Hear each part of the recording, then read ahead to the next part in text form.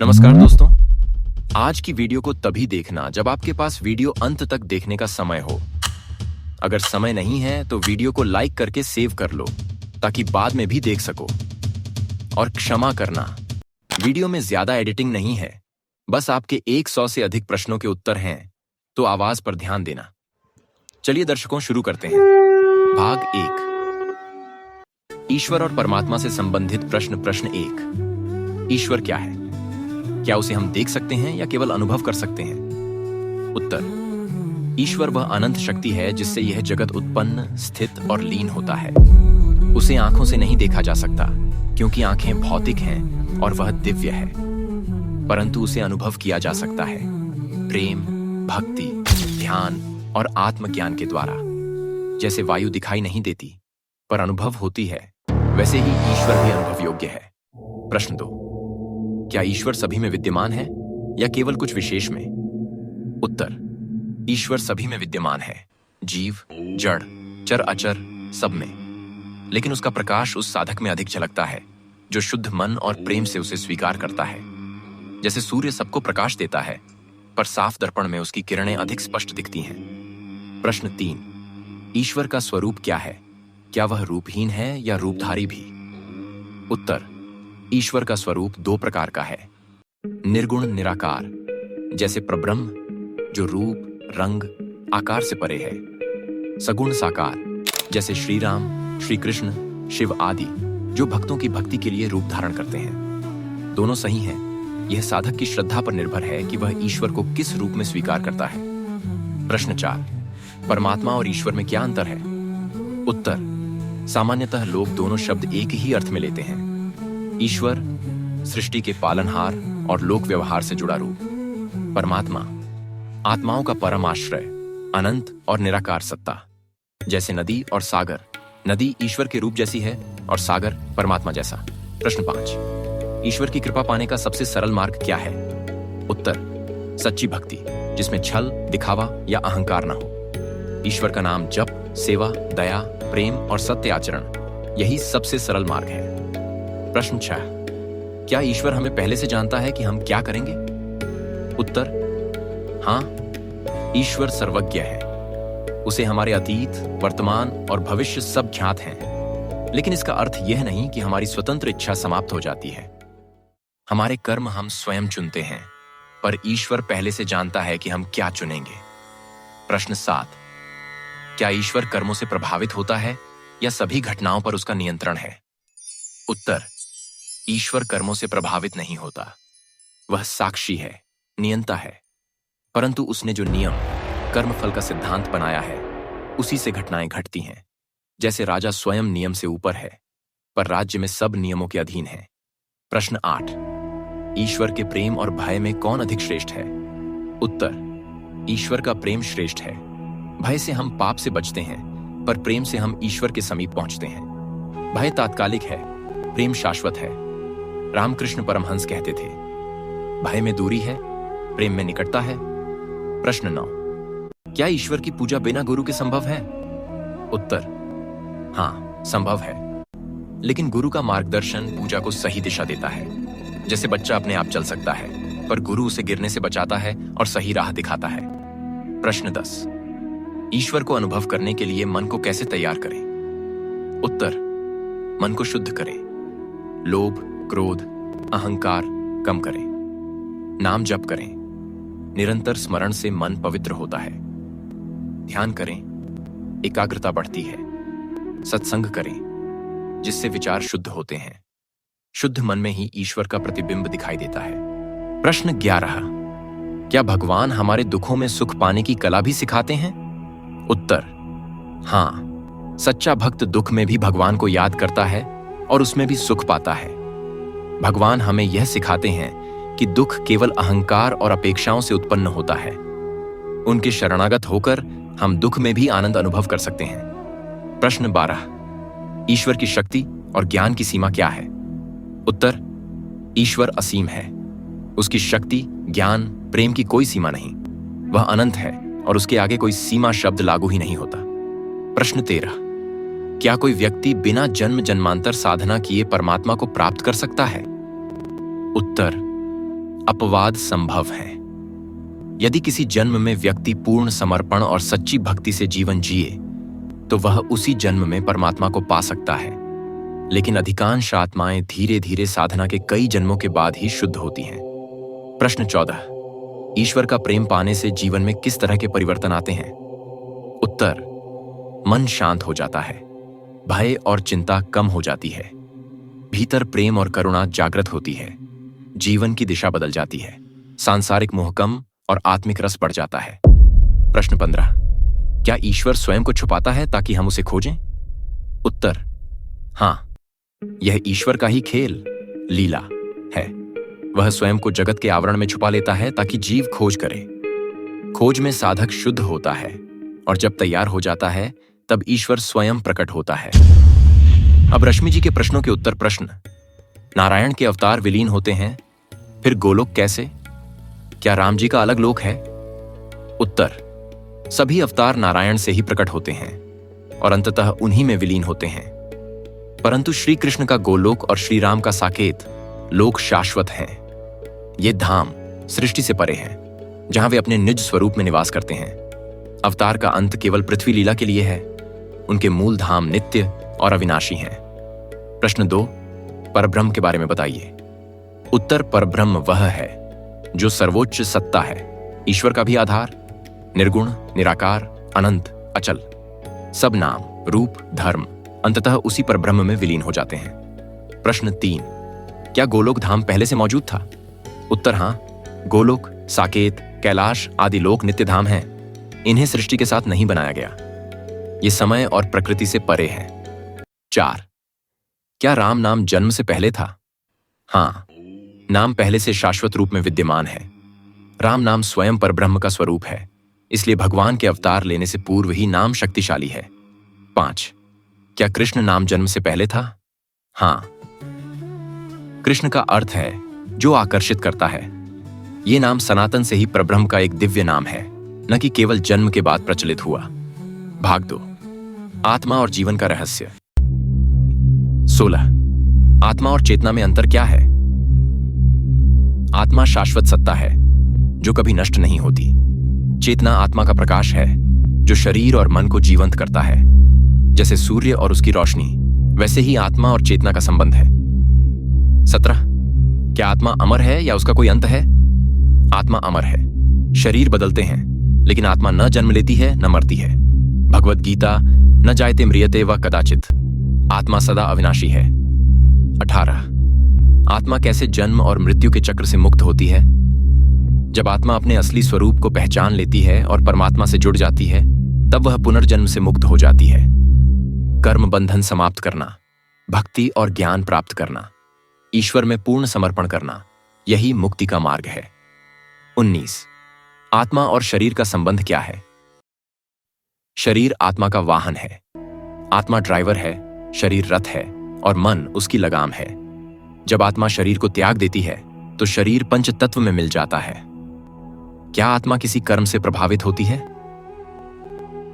आत्मा शुद्ध और निर्विकार है, लेकिन आत्मा के साथ जुड़ा सूक्ष्म शरीर, मन, बुद्धि, अहंकार कर्मों से प्रभावित होता है। यही कारण है कि अगले जन्म में फल भोगने पड़ते हैं। मोक्ष क्या है? केवल मृत्यु के बाद या जीवन में भी। मोक्ष 2 प्रकार का है। जीवन मुक्ति, जब जीव शरीर रहते ही आत्मज्ञान पाता है और बंधन से मुक्त हो जाता है। विदेह मुक्ति, मृत्यु के बाद परमात्मा में लीन होना। श्रेष्ठ साधक जीवन में ही मोक्ष का अनुभव कर लेता है। 22, आत्मा को कैसे शुद्ध किया जा सकता है? आत्मा मूलतः शुद्ध है, पर मन और कर्मों के आवरण से ढक जाती है।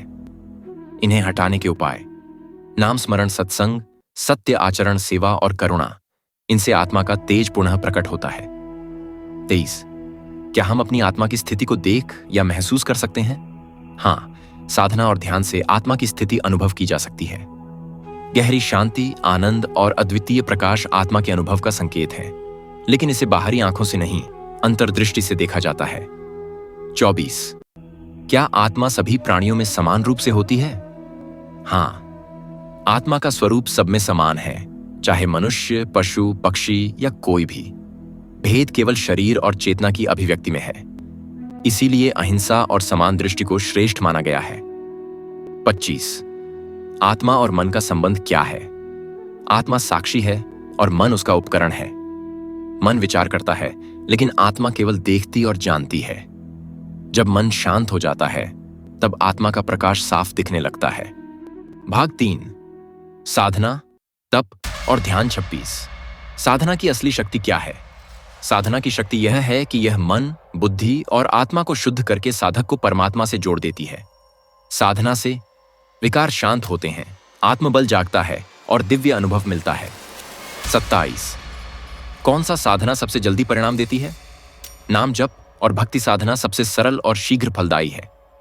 कठिन योग, मंत्र या तप सबके लिए संभव नहीं, पर नाम स्मरण, हृदय से प्रार्थना और सच्ची भक्ति सबको उपलब्ध है। 28 ध्यान और समाधि में क्या अंतर है? ध्यान आस मन को एकाग्र करना, जैसे भगवान के नाम, रूप या श्वास पर। समाधि जब ध्यान इतना गहरा हो जाए कि साधक स्वयं को भूलकर केवल परमात्मा में लीन हो जाए। ध्यान अभ्यास है, समाधि उसका परिणाम। 29 साधना में आने वाली बाधाओं को कैसे दूर करें? बाधाएं आलस्य, संदेह, कामना, क्रोध। उपाय नियमितता बनाएं, सत्संग करें, छोटी छोटी सफलताओं से आत्मबल बढ़ाएं और सबसे बड़ा उपाय गुरु या ईश्वर पर विश्वास। 30 तप करना क्या है? शरीर के लिए या आत्मा के लिए? असली तप आत्मा के लिए है।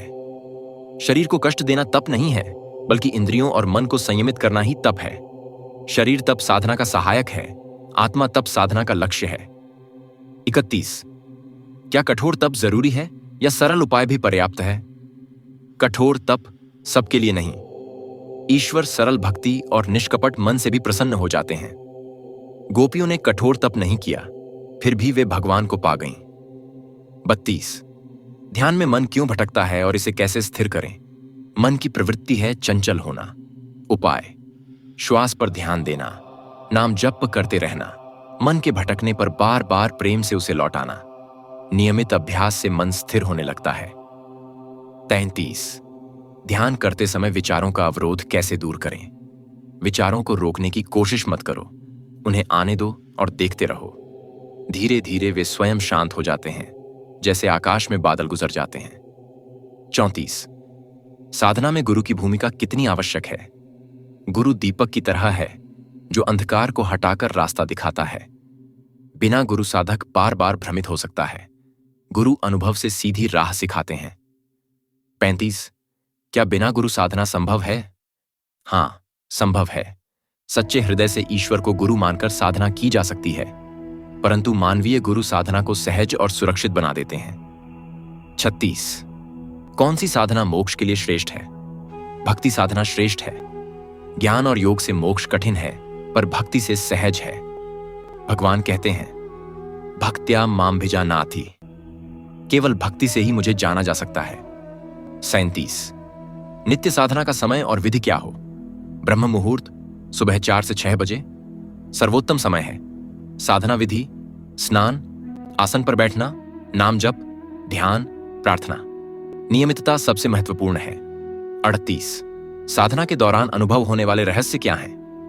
भीतर दिव्य प्रकाश देखना, शांति और आनंद का अनुभव, स्वप्न में दिव्य मार्गदर्शन मिलना और धीरे धीरे ईश्वर की निकटता का भाव। 39 क्या साधना से किसी की दुर्भाग्यशाली परिस्थितियां बदल सकती हैं? हां, साधना से मनुष्य का कर्मबल जागता है। बुरे समय को कम किया जा सकता है और भाग्य को सुधारा जा सकता है। 40 साधना से मन, बुद्धि और आत्मा में कौन सा परिवर्तन पहले आता है? सबसे पहले मन बदलता है, विचार शांत होते हैं। फिर बुद्धि शुद्ध होती है, सही निर्णय लेने लगती है। अंत में आत्मा का प्रकाश प्रकट होता है, आत्मज्ञान होता है। तंत्र और रहस्यमय साधनाएं। 66 तंत्र क्या है? केवल शक्ति के लिए या आध्यात्मिक विकास के लिए? तंत्र केवल शक्ति प्रदर्शन का मार्ग नहीं है। तंत्र अर्थात तनु त्रायते इति तंत्रम, अर्थात शरीर और मन को त्राण देने वाला साधन। इसका असली उद्देश्य आत्मा को परमात्मा से जोड़ना और साधक को भीतर से जागृत करना है। शक्ति सिद्ध तो केवल साधन है, लक्ष्य आत्मिक उत्थान है। 67 कौन सा तंत्र साधना सुरक्षित और शुद्ध है? गुरु सम्मत, शास्त्र सम्मत और ईश्वर भक्ति आधारित तंत्र साधना ही शुद्ध और सुरक्षित है, जैसे श्री विद्या साधना, गायत्री तंत्र, भैरव साधना, दत्तात्रेय साधना। इनमें भक्ति और अनुशासन प्रधान है, भय और हानि नहीं। 68। तंत्र साधना और ध्यान में क्या अंतर है? ध्यान अक्षक्ष मन को एकाग्र करना और आत्मा का अनुभव। तंत्र साधना अस का मंत्र, यंत्र और क्रियाओं के साथ की जाने वाली प्रक्रिया जो साधक की ऊर्जा को सक्रिय करती है। ध्यान साधारण है, तंत्र विशेष साधनात्मक मार्ग है। 69। तंत्र से आत्मज्ञान प्राप्त करना संभव है क्या? हाँ, यदि साधना ईश्वर की ओर उन्मुख है। यदि तंत्र का उपयोग केवल सिद्धियों या सांसारिक लाभ के लिए होगा तो आत्मज्ञान नहीं मिलेगा, परंतु गुरु मार्गदर्शन में शुद्ध तंत्र आत्मज्ञान का मार्ग बन सकता है। 70। क्या तंत्र साधना में गुरु की आवश्यकता अधिक होती है? हाँ, तंत्र मार्ग अग्नि समान है। सही प्रयोग जीवन को आलोकित करता है, पर गलत प्रयोग जलाकर नष्ट कर देता है। इसलिए गुरु अनिवार्य है, वरना साधक भटक सकता है। 71। तंत्र में शक्ति और चेतना का संबंध क्या है? शक्ति और चेतना अलग नहीं, एक ही सत्य के दो रूप हैं। शक्ति क्या? क्रियाशीलता, सृष्टि की गतिशीलता। चेतना साक्षी भाव, आधार। तंत्र साधना शक्ति को चेतना से जोड़ती है, जिससे साधक संतुलित होता है। 72। कौन सा तंत्र साधना ईश्वर के प्रेम को बढ़ाता है? भक्ति प्रधान तंत्र साधनाएं, जैसे को श्री विद्या, त्रिपुर सुंदरी उपासना, राम मंत्र तंत्र, कृष्ण मंत्र तंत्र, इनसे हृदय में प्रेम, भक्ति और करुणा बढ़ती है। 73। तंत्र प्रयोग से मन और आत्मा में कौन सा परिवर्तन आता है? मन अधिक स्थिर और शक्तिशाली बनता है। भय, संशय और नकारात्मकता दूर होती है। आत्मा के गहरे स्तर पर दिव्य आनंद का अनुभव होता है। 74। तंत्र और मंत्र में अंतर क्या है? मंत्र आकाश शक्ति का बीज शब्द जो ध्वनि से चेतना जगाता है। तंत्र छक मंत्र प्लस यंत्र प्लस क्रिया का संयुक्त प्रयोग। मंत्र बीज है, तंत्र उसका पूरा वृक्ष। 75। तंत्र साधना से जीवन में कौन सा लाभ मिलता है? भय और नकारात्मक ऊर्जा से रक्षा, मन की स्थिरता और साहस, आत्मिक उन्नति और परमात्मा से निकटता, सही दिशा में प्रयोग होने पर मोक्ष की प्राप्ति। 8। मृत्यु, पुनर्जन्म और कर्म 86। मृत्यु के बाद आत्मा का क्या होता है? मृत्यु केवल शरीर का अंत है, आत्मा का नहीं। शरीर पंचतत्व में विलीन हो जाता है।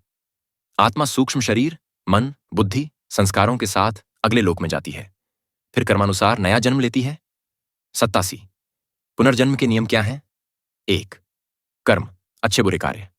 2. संस्कार, मन के गहरे छापे। 3. इच्छाएं, अपूर्ण वासनाएं। ये 3 कारण आत्मा को नए जन्म में धकेलते हैं। 88।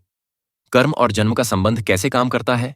जैसे बीज बोते हैं वैसा ही वृक्ष उगता है। अच्छे कर्म, शुभ जन्म और सुख। बुरे कर्म, दुहक और कष्ट। यही कारण है कि जन्म केवल संयोग नहीं बल्कि कर्म का परिणाम है।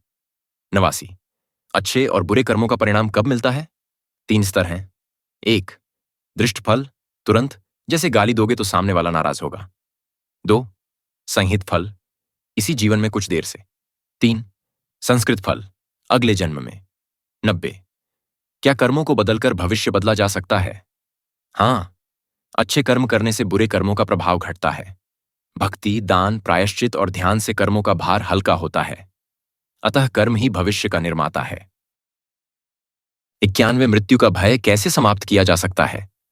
आत्मा अमर है, ये समझ लेने से भय घटता है। ध्यान और भक्ति से मन स्थिर होता है। जिसने जीवन में धर्म और साधना की हो उसे मृत्यु के समय भय नहीं, आनंद होता है। 92। क्या मोक्ष पाने के लिए जन्मों का चक्र समझना जरूरी है? जरूरी नहीं। मोक्ष के लिए आत्मा का ईश्वर से मिलन ही अंतिम सत्य है, परंतु जन्म मरण का ज्ञान होने से साधक को वैराग्य और भक्ति दृढ़ होती है। 93। मृतकों के लिए साधना कैसे प्रभाव डालती है? श्राद्ध, तर्पण, नाम जप, हवन आदि से डिपार्टेड आत्मा को शांति मिलती है, परंतु आत्मा को परम गति केवल उसकी अपनी साधना और कर्मों से ही मिलती है। हमारी साधना उन्हें सहारा देती है, मुक्त नहीं कर सकती। 94। क्या पूर्व जन्मों के कर्म वर्तमान जीवन में बाधक होते हैं? हाँ, कई जन्मों के संस्कार और अधूरे कर्म इस जीवन में सुख दुख का कारण बनते हैं। इसीलिए कहते हैं भाग्य भी कर्मों का ही दूसरा नाम है। 95 मृत्यु के समय ध्यान और साधना का महत्व क्या है? मृत्यु के अंतिम क्षण में जो विचार, जो नाम, जो स्मरण रहेगा, वही आत्मा की गति तय करता है। गीता में श्री कृष्ण ने कहा, अंतकाले यह माम स्मृति स याति मद्भावम। जो अंत समय में मुझे स्मरेगा वह मुझे प्राप्त होगा। 9 ब्रह्मांड, शक्ति और ऊर्जा। 96 ब्रह्मांड की उत्पत्ति और ईश्वर का संबंध क्या है? ब्रह्मांड स्वयं से उत्पन्न नहीं हुआ, ईश्वर ही कारण है। ब्रह्मांड उसका कार्य है। जैसे समुद्र से लहरें उत्पन्न होती हैं और फिर समुद्र में विलीन हो जाती हैं, वैसे ही ब्रह्मांड ईश्वर से निकला और अंततः उसी में लीन होता है। 97 ब्रह्मांड में ऊर्जा का वास्तविक स्वरूप क्या है? यह ऊर्जा प्राण शक्ति के रूप में विद्यमान है। यही शक्ति सूर्य में तेज, वायु में गति, जल में जीवन, अग्नि में ताप और प्राणी में चेतना बनकर कार्य करती है। विज्ञान इसे एनर्जी कहता है, शास्त्र इसे प्राण और शक्ति कहते हैं। 98 शक्ति और चेतना का अनुभव कैसे किया जा सकता है? 1 ध्यान में गहरी स्थिरता से। 2 प्राणायाम से। 3 मंत्र जप और साधना से। 4 गुरु कृपा से। तब साधक अनुभव करता है कि वह स्वयं केवल शरीर नहीं बल्कि ऊर्जा और चेतना का केंद्र है। 99 क्या ब्रह्मांड का नियम हमारे कर्मों से बदलता है? नहीं। ब्रह्मांड के मूल नियम, सूर्य का उगना, चंद्रमा का घूमना, मृत्यु का आना, शाश्वत हैं। हाँ, हमारे व्यक्तिगत कर्म, हमारे जीवन की परिस्थितियां और अनुभव बदलते हैं। यानी नियम स्थिर हैं पर परिणाम कर्मानुसार अलग अलग। 100 कौन सी ऊर्जा साधना और ध्यान में सबसे प्रभावी है? कुंडलिनी शक्ति, मूलाधार में स्थित ऊर्जा सबसे प्रभावी है। जब यह साधना से जागृत होती है तो साधक ब्रह्मांडीय चेतना से जुड़ जाता है। साथ ही प्रेम भक्ति की ऊर्जा, हृदय की शक्ति सबसे सरल और सुरक्षित मार्ग है। 101 ब्रह्मांड के रहस्यों को आत्मा कैसे समझ सकती है?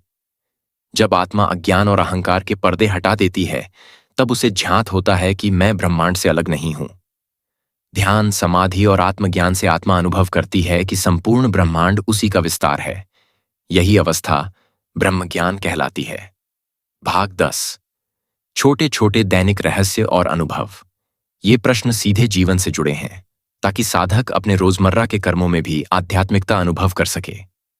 102 स्वप्नों का आध्यात्मिक महत्व क्या है? स्वप्न मन का दर्पण है। सामान्य स्वप्न दिन भर के विचारों का प्रतिबिंब। दिव्य स्वप्न ईश्वरीय संदेश, पूर्वजों का संकेत या साधना का परिणाम। गहरे ध्यान में मिला स्वप्न अवचेतन और आत्मा की स्थिति को प्रकट करता है। 103 आंतरिक शांति पाने के लिए दिनचर्या कैसी हो? 1 सुबह ब्रह्म मुहूर्त में उठना। 2 ध्यान, प्रार्थना, जप। 3 सात्विक भोजन। 4 संयमित वाणी और व्यवहार। 5 रात्रि को सोने से पहले ईश्वर स्मरण। नियमितता ही शांति का आधार है। 104 साधना करते समय शारीरिक स्वास्थ्य का महत्व कितना है? शरीर साधना का पात्र है।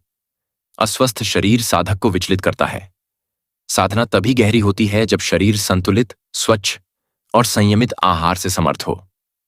105 क्या संगीत और कला साधना में मदद करते हैं? हाँ, संगीत आत्मा को ऊंचाई तक ले जाता है। भजन, कीर्तन, नृत्य और चित्रकला मन को एकाग्र और निर्मल बनाते हैं। इसलिए संत और भक्त अक्सर संगीत को ध्यान का माध्यम मानते हैं। 106 क्या भोजन और आहार साधना और ध्यान को प्रभावित करता है? निश्चित ही। सात्विक भोजन, फल, दूध, अनाज, शुद्ध भोजन मन को शांत करता है। राजसिक, तीखा, अधिक मसाले मन को चंचल करता है। तामसिक, मांस, मध्य, बासी भोजन साधना में बाधा डालता है। 107 क्या प्राकृतिक तत्वों, सूर्य, चंद्रमा, नदियां हमसे शक्ति मिलती है? हाँ, सूर्य से प्राण शक्ति, चंद्रमा से शांति, नदियों से शुद्ध, पर्वत और वन से स्थिरता। प्रकृति ईश्वर की शक्ति का प्रत्यक्ष स्वरूप है। 108 साधक के लिए सामाजिक जीवन और एकांत में संतुलन कैसे बनाएं? केवल एकांत में रहने से जीवन अपूर्ण है। केवल समाज में रहने से मन बिखर जाता है। साधक को चाहिए कि वह समाज में रहते हुए भी भीतर से एकांत और मौन को साधे।